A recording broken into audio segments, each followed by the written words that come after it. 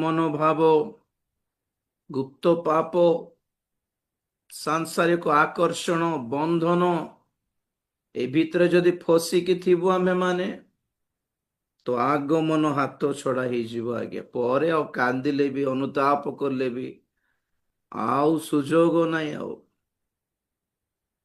One time password ପରିଟା, OTP ପରିଟା, ଗୋଟେ ଥରକା ନାଇକି OTP ଆସିଲେ କେତେ ସମୟ ଭ୍ୟାଲିଡ ସେଇଟା? 5-10 ମିନିଟ ହିଁ ଭ୍ୟାଲିଡ। କୋଉ ଓଟିପି ତ 3 ମିନିଟ ହିଁ ଭ୍ୟାଲିଡ ଦେଖାଇବ, ତାପରେ ସେଇଟା ଚଳିବନି କହିଲା ପରି। ଇସାକ ଯେତେବେଳେ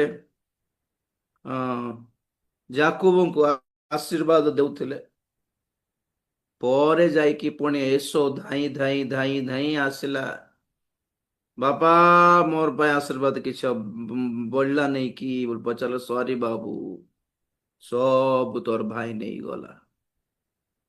ତୋର ଜ୍ୟେଷ୍ଠାଧିକାର ଭାଇ ନେଇଗଲା, ବାପାର ଆଶୀର୍ବାଦ ଭାଇ ନେଇଗଲା, ସମ୍ପତ୍ତି ସବୁ ଭାଇ ନେଇଗଲା, ଈଶ୍ୱରଙ୍କର ଅନୁଗ୍ରହ ସବୁ ଭାଇ ନେଇଗଲା। ତମର ସନ୍ତାନ ପ୍ରଭୁ ଆଶୀର୍ବାଦ କରି ମନୋନୀତ କରିଥାନ୍ତେ ଗୋଟେ ଇସ୍ରାଏଲ ପରି, ସବୁ ତୋର ଭାଇ ଯାକୁବୁ ନେଇଗଲା, ମୋର ପାଇଁ କିଛି ରହିଲା ନାଇଁ କି? ବୋଲେ ଆଉ କଣ କରିବ ବାବୁ, ତୋର ଭାଇର ଦାସ ହେଇକି ଭଲରେ ଥା ବୋଲିଲା ବସ। ଆଉ କିଛି ରହିଲାନି, ଆଉ କିଛି ରହିବନି, ଆଉ କଣ ରହିବ?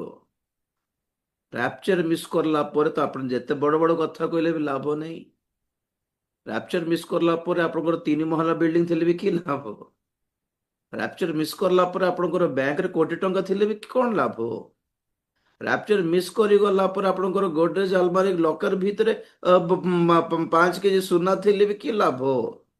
ରାପଚର ମିସ୍ କରଲା ପରେ ଆପଣଙ୍କର ଗଭର୍ଣ୍ଣମେଣ୍ଟ ଜବ ଥିଲେ ବି କି ଲାଭ? ରାପଚର ମିସ୍ କରିଗଲା ପରେ ପୁଅ ଝିଅ ମାନେ ଆମେରିକା ଅଷ୍ଟ୍ରେଲିଆରେ ସେଟଲ ହେଇଗଲେ ବି କି ଲାଭ? ଆଜ୍ଞା, it's not no use, it's of no use. ଆଗମନର ମୂଲ୍ୟ ଜାଣନ୍ତୁ ଆଗେ। ଆମର ବାଇବେଲ ଷ୍ଟୋରୀର ଲକ୍ଷ୍ୟ ହିଁ ଏହା। ଆଗମନର ମୂଲ୍ୟ ଜାଣନ୍ତୁ, ସ୍ୱର୍ଗର ମୂଲ୍ୟ ଜାଣନ୍ତୁ। ଆଣ୍ଡ ଆମେ ମାନେ ଅଧ୍ୟୟନ କରୁଛୁ ଅକ୍ଷୟ ଧନ ମାନେ କଣ ଜାଣନ୍ତୁ ପରା।